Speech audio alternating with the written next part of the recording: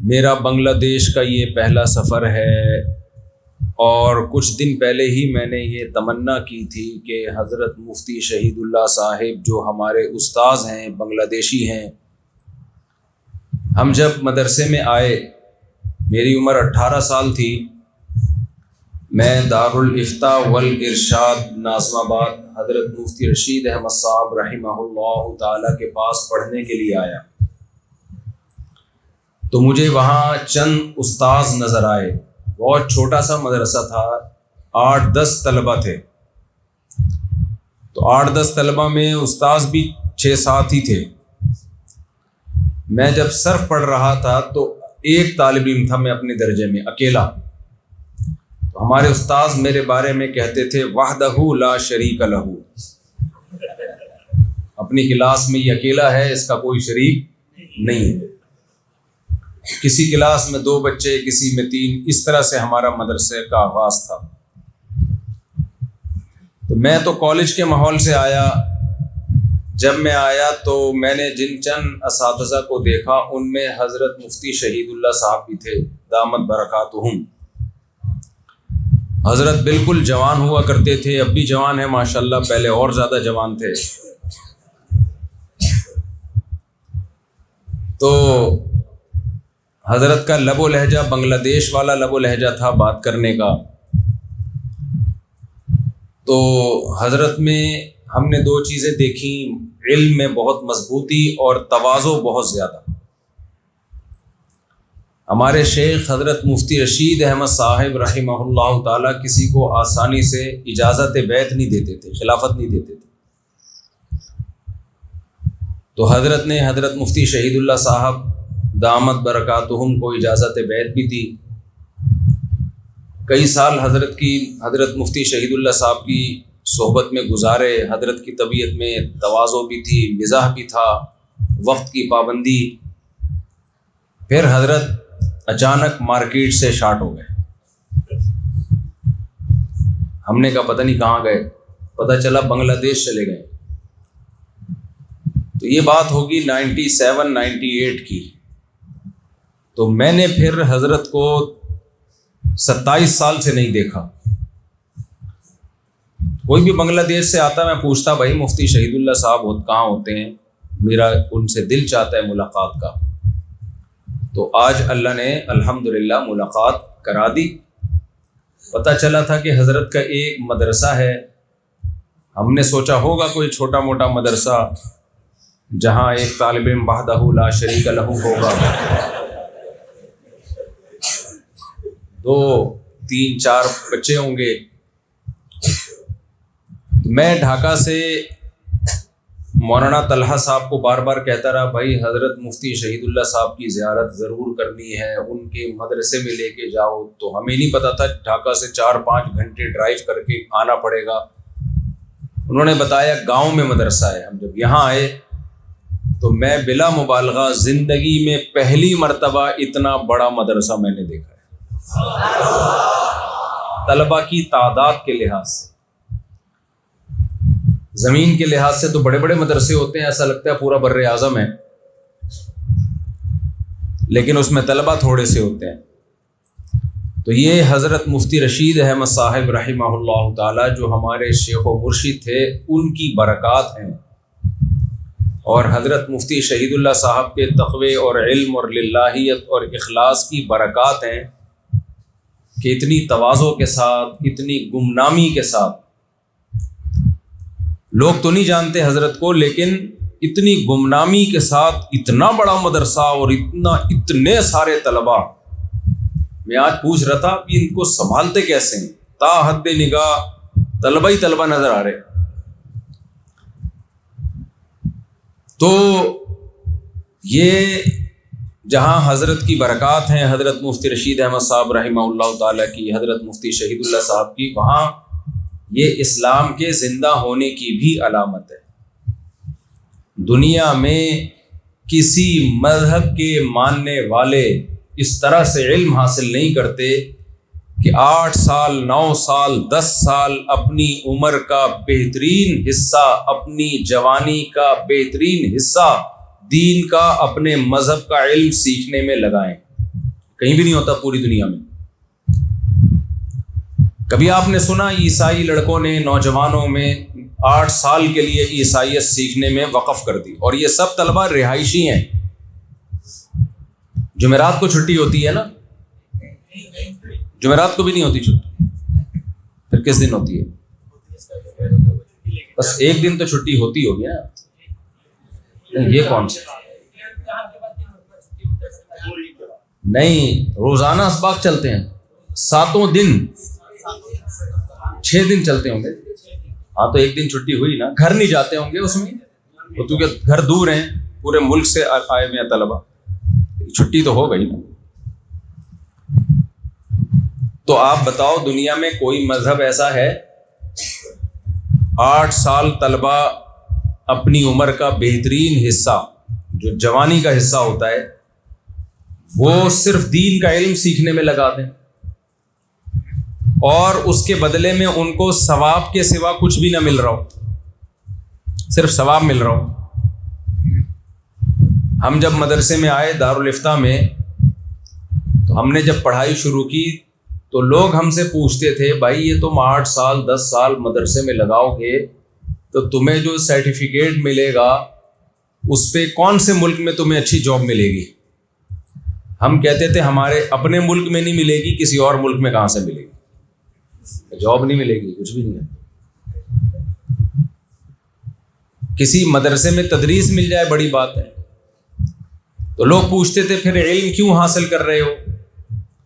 تو اس کا جواب ہم اپنے شیخ سے لیتے تھے، حضرت مفتی رشید احمد صاحب رحمہ اللہ فرماتے تھے بھائی علم اللہ کے لیے حاصل کیا جاتا ہے، اور اللہ سے دعا مانگی جاتی ہے کہ اے اللہ ہمیں علم بھی عطا فرما، عمل بھی عطا فرما، اور پھر اس علم سے ہم سے دین کی خدمت لے لے۔ تو حضرت فرماتے تھے اللہ دین کی خدمت لیتا ہے، یہ ہمارے بس میں نہیں ہے۔ جس سے اللہ لینا چاہے اللہ اس سے خدمت لے گا، چاہے اس کے پاس کوئی ڈگری ہو یا نہ ہو۔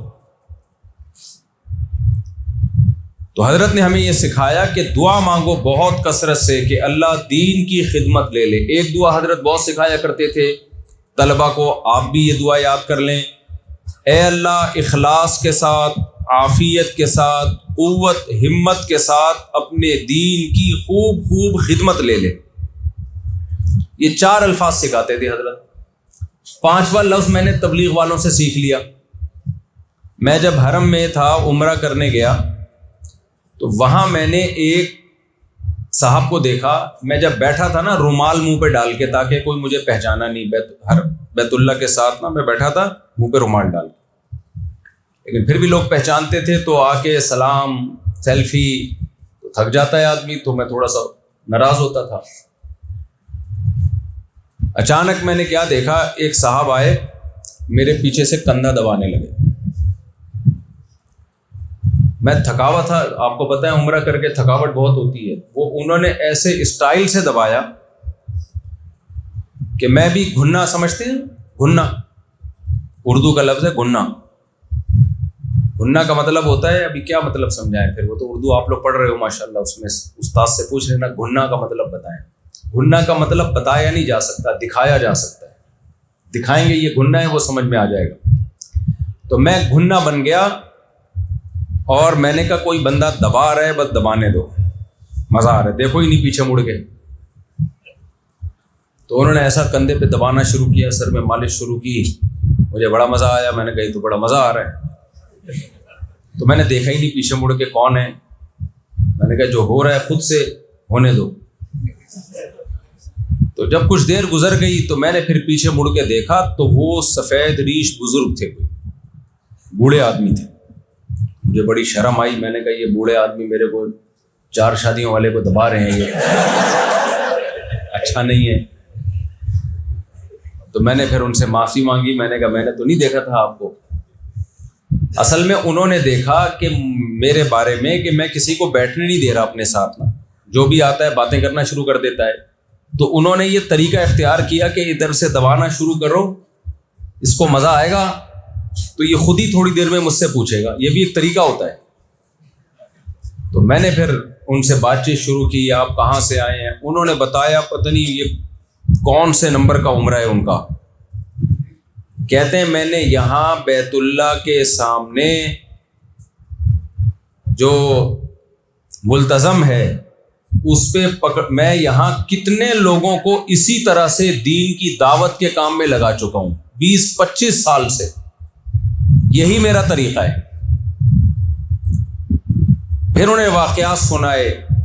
موبائل میں ایک سیٹھ صاحب کی تصویر دکھائی جو دعوت کے کام میں لگنے سے پہلے کیا تھے اور یہاں آ کے بیٹھے.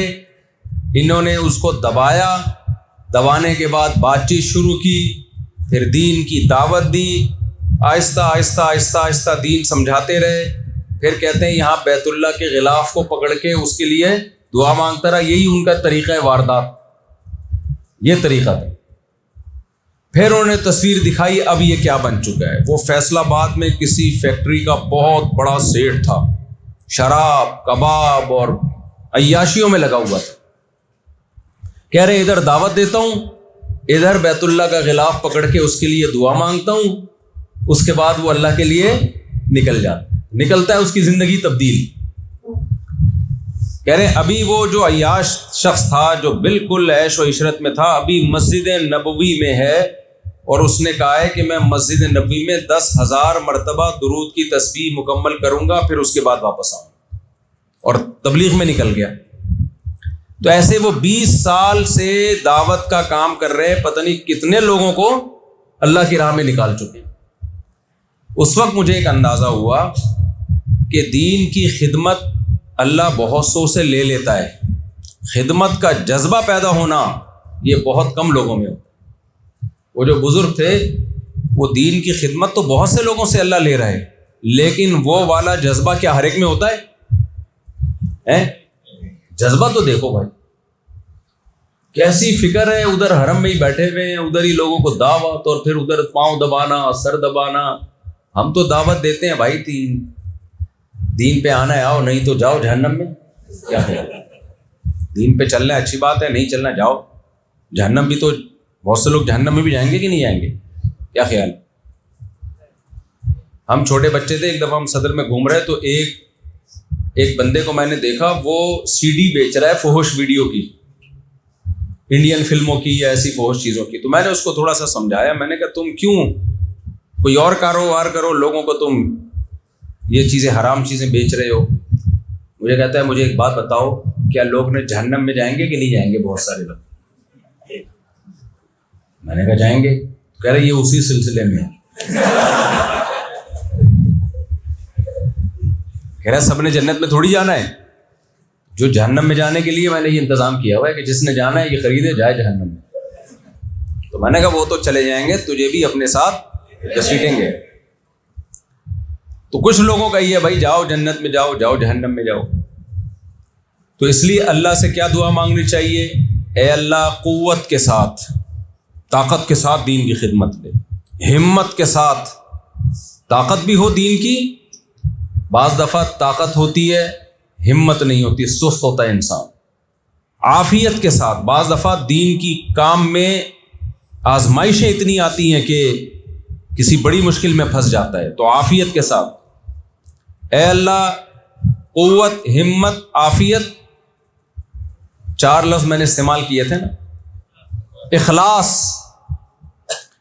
بعض مرتبہ قوت بھی خوب طاقت کے ساتھ کام کرتا ہے, دین کی طاقت ہوتی ہے اس کے جسم میں خدمت, دین کی خدمت کرنے کی. ہمت بھی ہوتی ہے, یعنی سستی نہیں ہوتی. اور قوت, ہمت, عافیت کے ساتھ. اور چوتھی چیز اخلاص نہیں ہوتا, کر رہا ہوتا ہے لوگوں کو خوش کرنے کے لیے.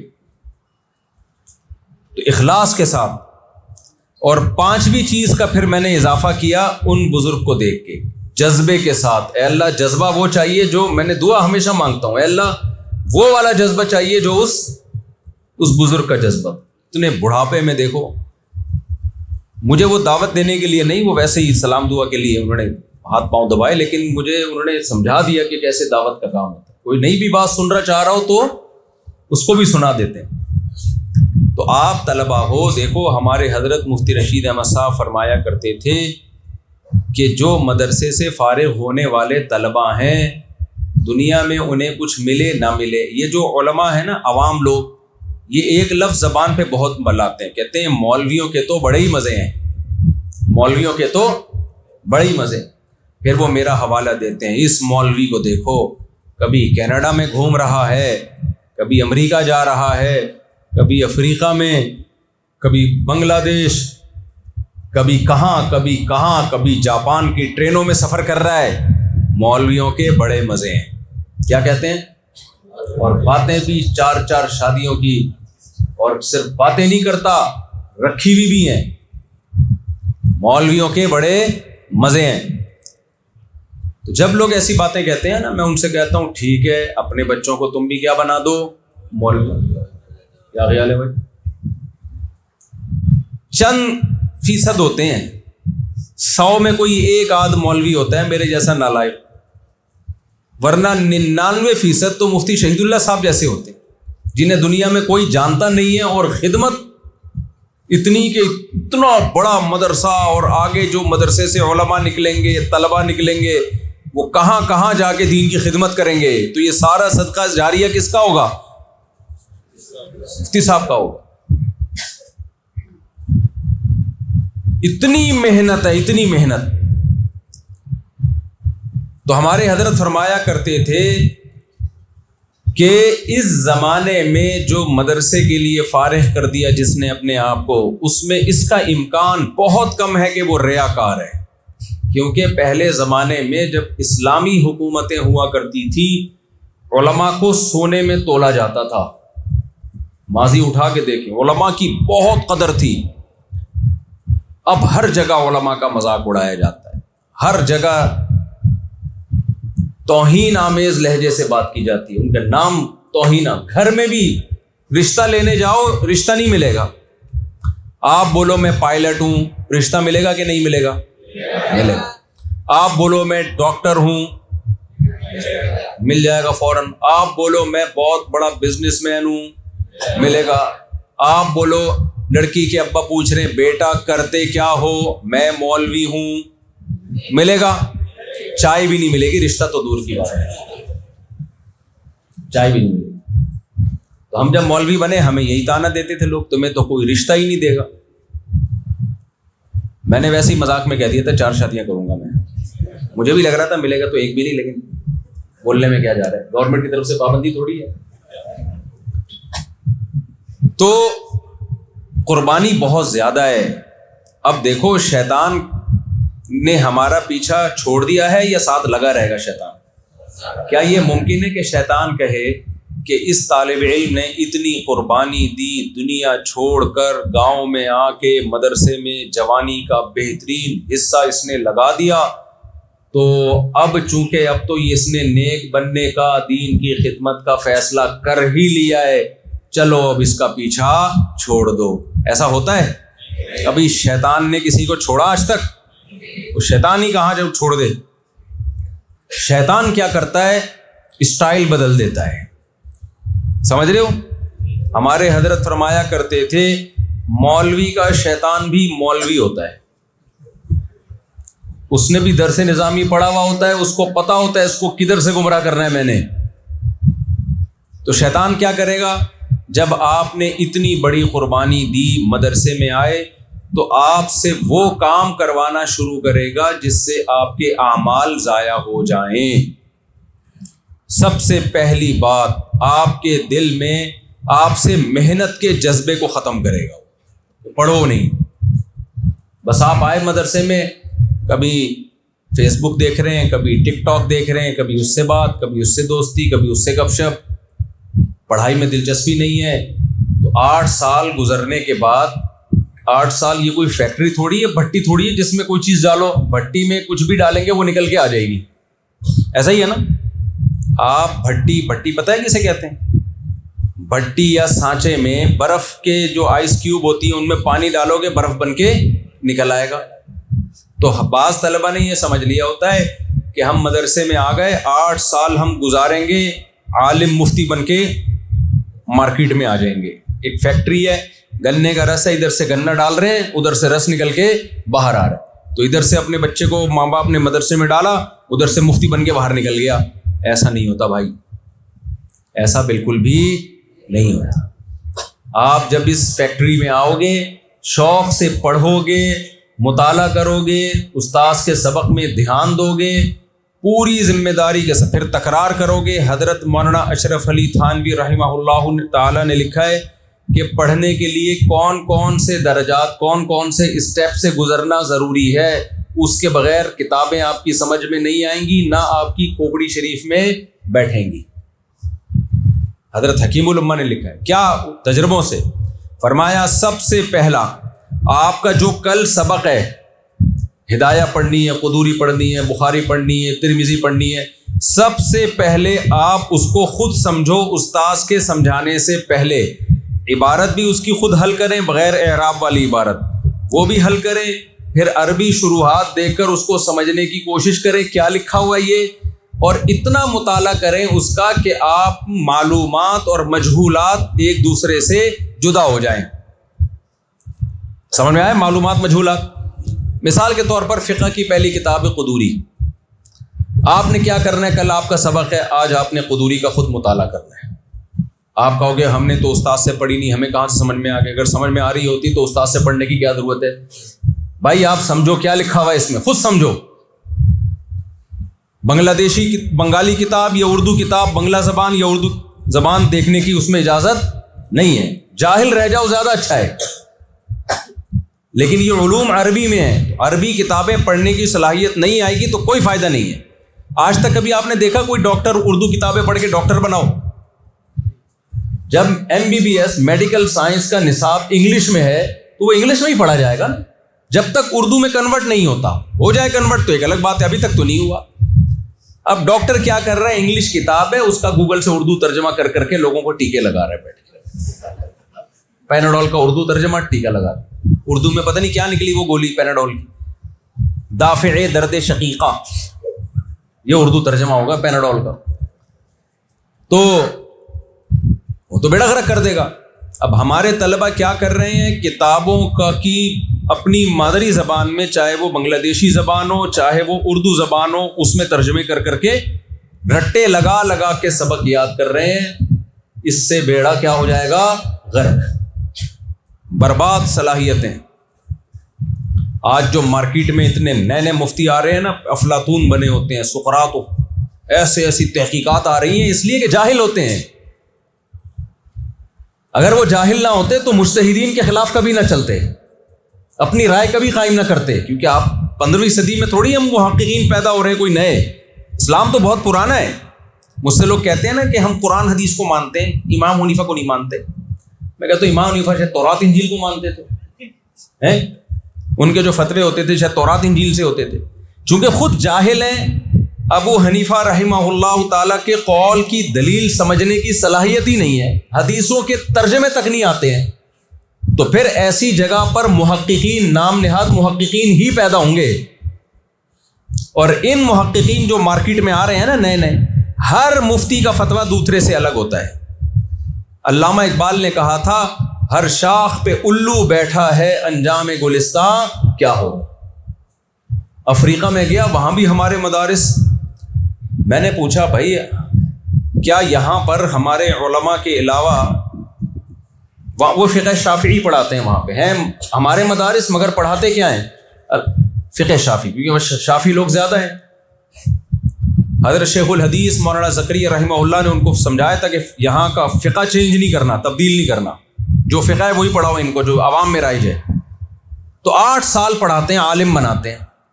کہتے ہیں ہم یہاں 8 سال میں بھی مقلد بناتے ہیں شافعی فقہ کا، اور یہاں جو دوسرے حضرات آتے ہیں نا محققین، وہ 2 سال میں مجتہد بنا کے نکالتے ہیں۔ ہم 8 سال میں نہیں مجتہد بنا پا رہے، یہ 2 سال میں مجتہدین کے ساشے نکل رہے ہیں۔ ساشے پتہ ہے، چھوٹی پیکنگ کے مجتہد،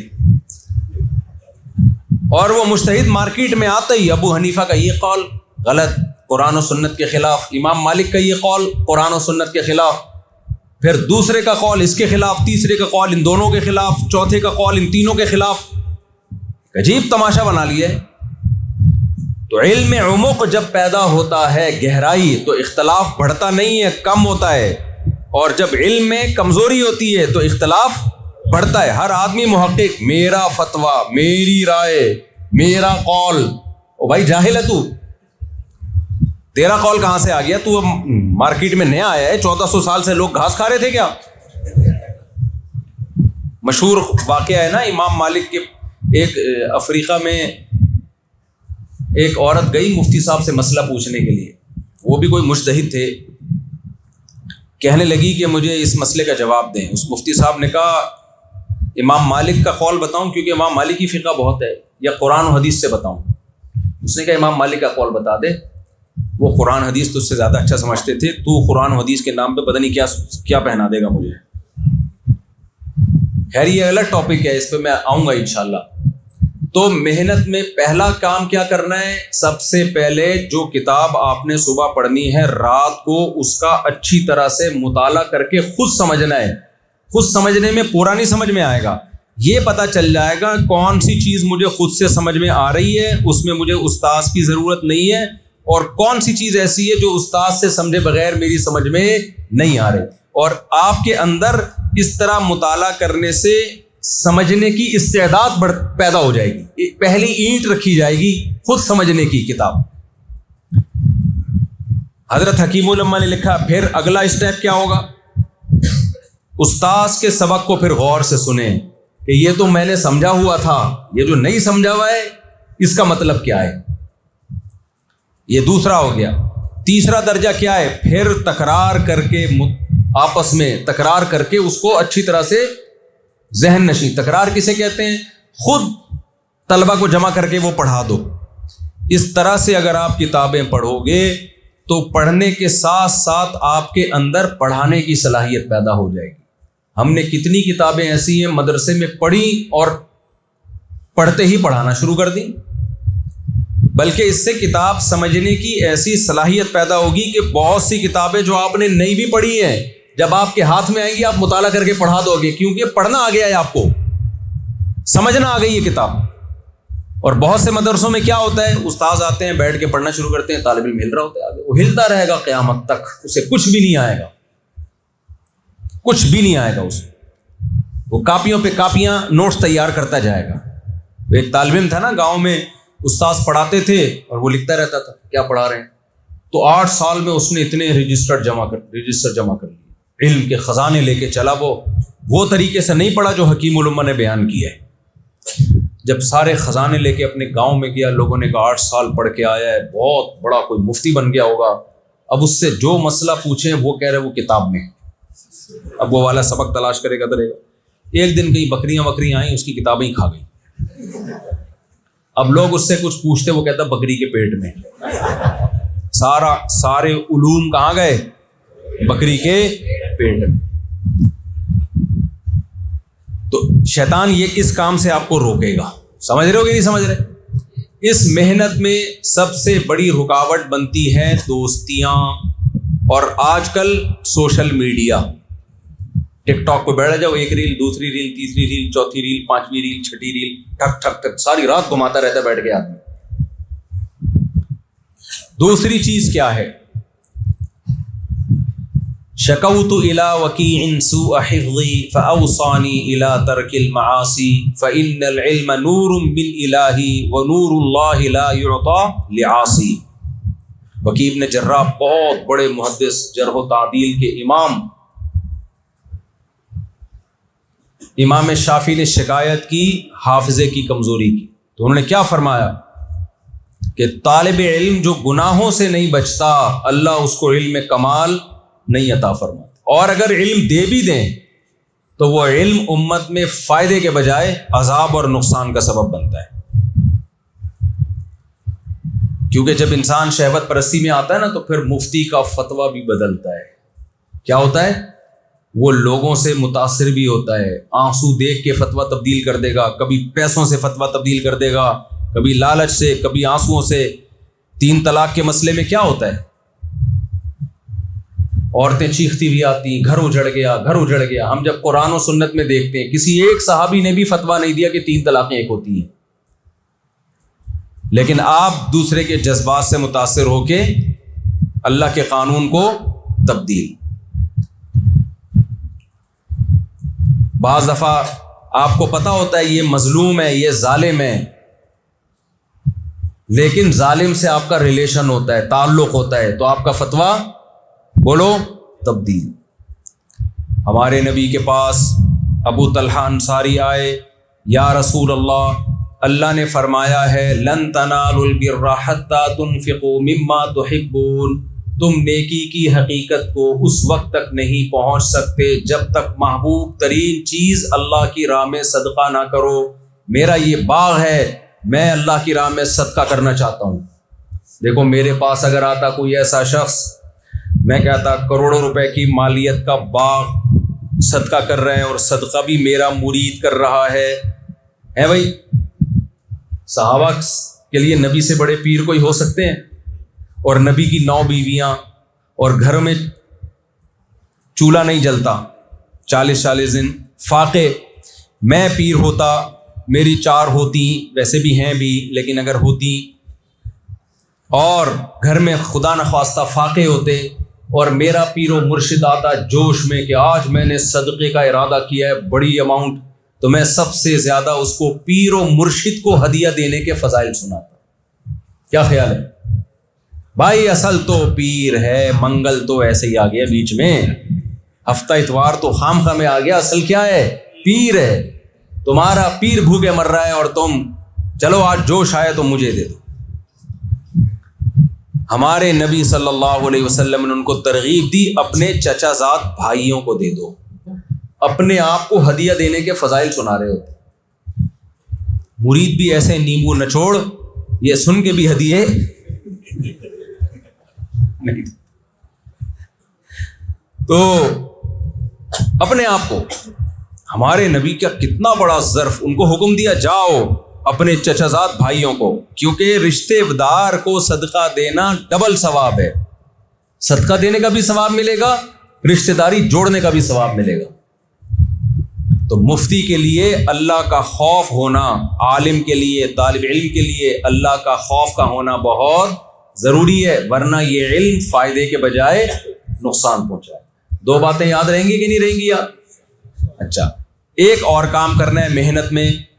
آپ نے رات کو مطالعہ کر لیا, صبح سبق غور سے سن لیا, پھر تکرار کر لیا, پھر اس کا جو خلاصہ ہے وہ اپنی مقامی زبان میں تیار کر لو گے. وہ مقامی زبان میں لکھو, اردو میں یا بنگالی زبان میں, جو آپ کو آتی ہے اس زبان میں خلاصہ لکھو. اس کا فائدہ یہ ہوگا کہ امتحان کے دنوں میں کئی سارے خلاصے آرام سے دیکھ کے آپ امتحان آسانی سے پاس کر سکتے ہو. تو اللہ تعالیٰ کا بہت بڑا فضل ہے بھائی, اللہ نے ہمیں مدرسوں سے وابستہ کیا. نبی صلی اللہ علیہ وسلم کی جو ذمہ داری ہیں اللہ نے بتائی ہیں نا. اچھا, ایک عجیب دلچسپ بات بتاؤں آپ کو. یہ آج کل دنیا میں فرقہ واریت کے نام پہ بہت منجن بیچا جا رہا ہے, ختم کرنے کے نام پہ. جب بھی کوئی نیا فرقہ آتا ہے وہ کیا کہتے ہیں, میں تمام فرقوں کو ختم کر رہا ہوں. ابھی ایک کلپ میری نظر سے گزرا جس میں کوئی اسکالر کہہ رہا ہے کہ یہ دیوبندی, بریلوی, اہل حدیث فرقے تو بر صغیر میں نہیں تھے, پہلے تو اسلام تھا, تو یہ کب سے نئے نئے فرقے بنا لیے؟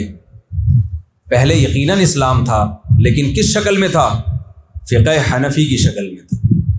جب بر صغیر میں اسلام آیا ہے نا تو کیا تھا؟ فقہ حنفی تھا. بنگلہ دیش کی آبادی کتنی ہے بھائی؟ 18 کروڑ کی آبادی. 18, پاکستان کی 24 کروڑ کی آبادی.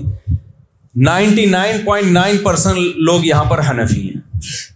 میں میانمار گیا ہوں, برما, 100% لوگ حنفی ہیں. اگر فقہ حنفی فرقہ ہوتا تو یہ بعد میں بنا ہوتا, یہ پہلے بنا ہوتا, یہ بعد میں بنا ہوتا, یہ تو بعد میں آیا ہوتا. ہم ہندوستان میں کوئی ہمیں حنفیوں کی پہلی مسجد نہیں دکھا سکتا. ہم دکھا سکتے ہیں یہ فلاں فرقے کی پہلی مسجد ہے. احناف کی کوئی پہلی مسجد نہیں ہے. کیوں؟ اسلام آیا کس شکل میں؟ فقہ حنفی کی شکل میں.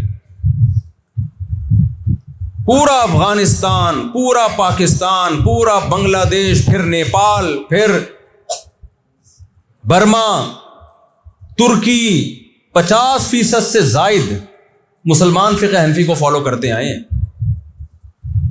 اور 30% فقہ شافعی کو. ملیشیا, انڈونیشیا, یہاں پر زیادہ ہے فقہ شافعی. مصر میں بھی کچھ علاقوں میں. 17% افریقہ میں مالکی ہیں. 2% دنیا میں حنبلی ہیں. یہ ٹوٹل 99% ہو گئے. 1% باقی لوگ ہیں. وہ 1% کہتے ہیں ہم فرقوں کے خلاف ہیں بھائی. ہم کیا ہیں؟ فرقوں کے خلاف. جبکہ وہ کسی مسئلے میں ایک رائے پہ جمع نہیں ہوتے. کسی مسئلے میں ایک رائے پہ جمع نہیں ہوتے. نبی صلی اللہ علیہ وسلم نے فرمایا کہ مسلمانوں کی جماعت کو لازم پکڑو. صحیح حدیث ہے. من شذا، جو مسلمانوں کی جماعت عامت المسلمین سے الگ ہوگا، شذ فی النار، اللہ اس کو کہاں ڈالیں گے؟ آگ میں. جب مسلمان جوق در جوق جنت میں جا رہے ہوں گے نا، جس نے 1.5 اینٹ کی الگ فرقہ بنایا وہ جہنم میں جائے گا. یہ نہیں ہوگا جو 1.5 اینٹ کا الگ فرقہ بنا کے باقیوں کو فرقہ پرست کہے گا اور اپنے آپ کو مسلمان کہے گا وہ 1% جنت میں 99 جہنم میں. یہ نہیں ہو سکتا. تو اس لیے آپ اپنے اس فقہ سے جو صدیوں سے چلا آ رہا ہے اس سے آپ نے مضبوطی سے جڑے رہنا ہے. لوگوں کی باتوں میں آ کے اس سے رشتہ ڈسکنیکٹ نہیں کرنا ہے آپ نے، ورنہ برباد ہو جاؤ گے. ہم نے دیکھا ہے نا پاکستان میں حال کیا ہوا ہے. اتنے نئے نئے فرقے. بھائی جب پاکستان اسلام کے نام پہ بنا ہے تو انگریز نے ہم سے حکومت چھینی تھی. وہ کس سے چھینی تھی؟ اس وقت کون سا فقہ رائج تھا؟ فقہ حنفی تھا نا. اس کا بیڑا غرق کیا. آپ کے پاس جب کوئی مرتب فقہ نہیں ہوگا تو پھر ہر شاخ پہ الو بیٹھا ہوگا، انجام گلستان پتہ نہیں کیا ہوگا. تو یہ جو آزادی کی تحریک لوگ کہتے ہیں ہم حنفی فقہ تک کیوں جائیں، اس سے پہلے نبی جو صحابہ جس کو فالو کرتے تھے ہم اس کو فالو کریں گے نا. یہ بھی ایک منجن ہے. اب منجن کا لفظ اردو میں ہی سمجھ میں آئے گا. بنگلہ دیش والوں کو منجن نہیں پتا کسے کیا. منجن تو منجن نہیں ہوتا ہے، لیکن وہ جو مفہوم ہے نا منجن کا، کیا کہتے ہیں لوگ؟ بھائی ہم فقہ حنفی یا شافی کو کیوں فالو کریں؟ کیا صحابہ شافی تھے، حنفی تھے؟ ہیں بھائی ہم تو ان پیچھے جائیں گے، نبی تک جائیں گے. نبی اور صحابہ کس کو فالو کرتے تھے؟ ایسے لوگوں کو کہا کرو ہم مصحف عثمانی کو کیوں فالو کریں، ہم مصحف محمدی کو کیوں نہیں فالو کریں، ابو بکر کے مصحف کو کیوں نہیں فالو کریں؟ یہ معقول جواب ہوگا؟ بھائی مصحف عثمانی یہ وہی مصحف ہے جو صحابہ تابعین کا تیار کردہ ہے. صحابہ کا نے جب دیکھا کہ بہت سارے مصاحف ہیں، اختلاف ہو رہا ہے، تو سب کو ایک مصحف پہ جمع کر دیا. مرتب اس کے جمع کرنے والے چونکہ حضرت عثمان تھے، اس لیے اس مصحف کو نام کیا دے دیا گیا؟ مصحف عثمانی. ہے اس میں وہی جو پیغمبر پہ قرآن نازل ہوا. ایسے ہی صحابہ جب دنیا میں پھیلے ہیں، کسی کے پاس ایک حدیث، کسی کے پاس دوسری حدیث، کسی نے حدیث کا مطلب کچھ سمجھا، کسی نے حدیث کا مطلب کچھ سمجھا، ہر ایک نے اپنی فہم کے مطابق فتویٰ دیا. یہ زیادہ عرصہ چل نہیں سکتا تھا. ایسے اسلامی حکومتیں وسیع ہو رہی تھی. لہذا جیسے قرآن کو ایک مصحف میں مرتب کیا گیا تو اسی طرح فقہ کو بھی مرتب کرنے کی ضرورت محسوس ہوئی تاکہ لوگ بے لگام نہ رہیں، کسی ایک مرتب فقہ کو فالو کریں. تو یہ کام سب سے پہلے امام ابو حنیفہ کے شاگردوں نے کیا، پھر امام مالک کے شاگردوں نے، امام شافعی، امام احمد، تو ان کے شاگردوں نے مرتب کیا. بہت ساری چیزوں میں اتفاق، کچھ میں اختلاف رہ گیا. امت نے کہا اب جو اختلاف رہ گئے وہ ختم ہونا ممکن نہیں ہے، کیونکہ جو دلائل کی بحث ہو سکتی تھی وہ ہو گئی ہے. اب ان میں سے کسی ایک کو فالو کرو، دوسرے کو بھی برحق سمجھو. یہ طریقہ 1200-1300 سال سے امت میں رائج ہے، کامیابی کے ساتھ چلا آ رہا ہے. جو اس طریقے سے ہٹے گا وہ لوگوں کو قرآن و سنت کے نام پہ ایک اختلاف کی آگ میں ڈالے گا، وہ ایسے اختلاف کی جنگ میں ڈالے گا جو نہ ختم ہونے والی ہے. اس لیے ہمیں فخر ہے ہم اسی طریقے پہ. اب اس کو فقہ حنفی اس لیے نہیں کہتے کہ یہ قرآن و حدیث سے ہٹ کر ہے، اس کو فقہ حنفی اس لیے کہتے ہیں اس کے جامع مرتب کون ہے، مدون کرنے والے کون ہیں؟ وہ امام حنیفہ، ان کے شاگرد ہیں، اس لیے اس کو حنفی کہا جاتا ہے. تو قرآن و حدیث کے علاوہ کچھ نہیں ہے اس میں.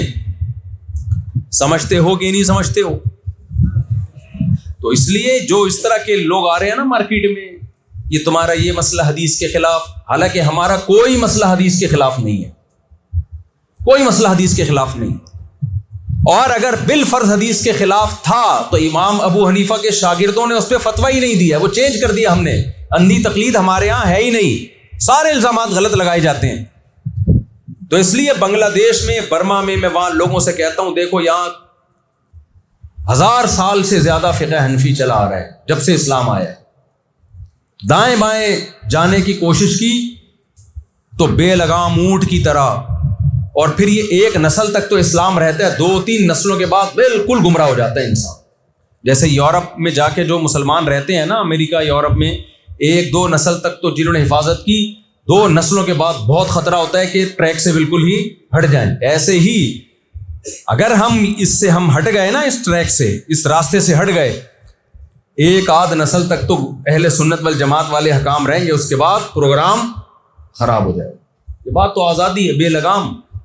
پھر ایسے ایسے فتوے مارکیٹ میں آئیں گے، ہر شخص قرآن سے اپنی مرضی کی چیزیں نکال رہا ہے، ہر شخص قرآن سے نکال رہا ہے اپنی مرضی کی چیزیں۔ تو اس لیے یہ بھی ہمارے مدارس کے لیے، دیکھو دارالافتاء مضبوط جو فتوے کا نظام ہے وہ تو ہمارے پاس ہے۔ ہم 2 سال میں تھوڑی مفتی تیار کرتے ہیں، 8-9 سال انسان فقہ پڑھتا ہے، پھر 8-10 سال ماہر مفتیوں کی نگرانی میں، محقق کی نگرانی میں بیٹھ کے پھر وہ فتوے کا علم سیکھتا ہے، اس کے بعد جا کے اس قابل ہوتا ہے کہ وہ فتویٰ دے۔ اور یہ جو نئے مجتہد مارکیٹ میں آ رہے ہیں، ہر شاخ پہ الو بیٹھا ہے، انجام گلستاں کیا ہوگا، اور کیسے فخر سے کہتے ہیں میری رائے یہ ہے، میری رائے۔ میں نے جامعۃ الرشید میں 8-9 سال پڑھا، پھر اس کے بعد ہم نے تخصص کیا، پھر فتوے میں، پھر 25 سال سے میں فتوے کا کام کر رہا ہوں، اور کتنے مسائل پہ تحقیقی کام کیا ہے۔ کبھی آپ نے میرے منہ سے آج تک سنا میری رائے یہ ہے؟ کبھی سنا آپ اس بارے میں میری رائے یہ ہے؟ ہمیں یہ بولتے ہوئے شرم آتی ہے، اس لیے کہ ہم سے بڑے بڑے علامے ابھی موجود ہیں۔ اگر ہماری رائے ہوتے بھی ہیں تو جو بڑوں میں جو موافق ہم کہتے ہیں حضرت جی کی رائے ہے، یہ بے ادب گستاخ بنا دیا پبلک کو، اور اس کو نام دے دیا تحقیق کا۔ یہ تحقیق نہیں ہے، یہ بے لگامی ہے۔ ہاں ایک بات خوب اچھی طرح سمجھ لو، ہم فقہ حنفی کو فالو کرتے ہیں، درست فقہ شافعی کو بھی سمجھتے ہیں، فقہ مالی کو بھی، فقہ حنبلی کو بھی، لیکن فقہ حنفی کے اس قول کو جس کو دلیل کی بیس پہ علماء نے ترجیح دے کر اس پہ فتویٰ دیا ہے۔ فقہ حنفی میں کی کتابوں میں لکھا ہوا ہر قول فقہ حنفی بولو نہیں ہوتا، جس کو دلیل کی بیس پہ ہمارے مشائخ نے ترجیح دے کے اس پہ فتویٰ دیا، اس لیے کہتے ہیں نا مفتیٰ بھی قول، جس پہ فتویٰ دیا گیا ہے۔ ہم نے ہر بدعت امام ابو حنیفہ کے کھاتے میں ڈالی ہوئی ہے، اس کا فقہ حنفی سے کوئی تعلق بولو۔ اب یہ جو اسپیڈ کے ساتھ تراویح ہوتی ہے نا، تراویح اسپیڈ کے ساتھ، یہ جو ہماری سوسائٹی میں بدعتیں رائج ہیں، اہل حدیث حضرات کہتے ہیں دیکھو تقلید کا نتیجہ اتنی بدعتیں ہو گئی۔ بھائی یہ مجتہدین کی تقلید کے ترک کرنے کا نتیجہ ہے، اگر کرتے تو یہ بدعتیں نہ کرتے، یہ ترک کرنے کا نتیجہ ہے کہ یہ بدعتیں آ گئی ہیں۔ تو بدعت سے بھائی اسی طرح جو مشرکانہ عقائد ہیں اس کا فقہ حنفی سے کوئی تعلق نہیں ہے۔ بھائی جتنے توحید پرست ہم ہیں، توحید بر صغیر میں سکھانے والے ہم ہیں، اگر علماء دیوبند نہ ہوتے تو توحید کا جو اچار ڈل چکا ہوتا بر صغیر میں۔ ہمارے کسی اکابر کی قبر ایک بالش سے اونچی نہیں ہے، کسی کی قبر پکی نہیں ہے۔ تو اس لیے آپ جس فقہ سے وابستہ ہیں اس سے جڑے رہیں، اور جو میں نے آپ کو محنت کا طریقہ بتایا، اور یہ آج سے تھوڑی ہے، تو اسلاف سے چلا آ رہا ہے۔ امام بخاری کا جو شہر ہے میں دیکھ کر آیا ہوں، وہاں فقہ حنفی رائج ہے، خود امام بخاری کے شہر میں۔ قانون میں لوگوں نے امام بخاری کے شہر میں رہتے ہوئے حدیث میں امام بخاری کو فالو کیا ہے، اسلامی قانون میں بخاری کے شہر میں بخارا والوں نے امام ابو حنیفہ کو فالو کیا، آج تک، آج بھی ہے۔ تو اس لیے جس فقہ سے آپ وابستہ ہو اس سے مضبوطی سے قائم رہو، اور مضبوطی سے پڑھتے تو ہم چاروں فقہ ہیں، ایسا ہی ہے نا، علم تو سب میں حاصل کرنا ہے، قائم کس پہ رہنا ہے؟ ایک پہ۔ اور مجتہد بن کے کوئی نئی چیز مارکیٹ میں لانے کی کوشش کی تو مجھے اگر اکیلے میں ملے تو رکھ کے چماٹ ماروں گا۔ اگر آپ واجب الچماٹ ہو، کیا ہو؟ ایک ہوتا ہے واجب القتل، ایک ہوتا ہے واجب التعزیر۔ آفاق ہے نا وہ لندن والے جو کافی لوگ بناتے ہیں، نہیں وہ آفاق احمد نام ہے ان کا، جو یو کے میں بڑے اچھے، اس نے کسی کے بارے میں کہا وہ شخص واجب الچماٹ ہے۔ میں نے کہا کہ نئی اصطلاح مارکیٹ میں آئی ہے، واجب القتل بھی سنا تھا، واجب التعزیر بھی سنا تھا، تو اب تعزیر تو ہم لگا نہیں سکتے۔ تو اگر ایسا کام کیا تو آپ کے اساتذہ کی نظر میں آپ کیا ہو؟ واجب الجماعت۔ اور میں نے دیکھا ہے جو بھی جمہور سے ہٹتا ہے نا وہ ویسے ہی اللہ اس سے پھر دین کی خدمت لیتے ہی نہیں۔ تو جو جمہور کے طریق پہ چلتا ہے، ہاں بدعتوں میں کسی کو فالو نہیں کرنا، تو جمہور کے طریقے پہ چلو گے تو دنیا میں بھی عزت، آخرت میں بھی عزت۔ اور جو عامت المسلمین کے راستے سے ہٹا تو حدیث موجود ہے اس کے بارے میں، من شذ شذ، جو ہٹے گا آخرت میں بھی ہٹے گا۔ اللہ تعالی ہمیں سمجھنے کی اچھا ایک آخری سوال کا جواب. لوگ کہتے ہیں اکثریت کو تو فالو کرنے سے قرآن نے منع کیا ہے. وہ بھائی وہ غیر مسلموں کے وہ انسانوں میں اکثریت کو فالو کرو گے تو گمراہ ہو جاؤ گے کیونکہ اکثر غیر مسلم ہیں. مسلمانوں میں تو اکثریت جہاں ہوگی یہ بہت بڑی علامت ہے کہ حق وہاں پر ہوگا.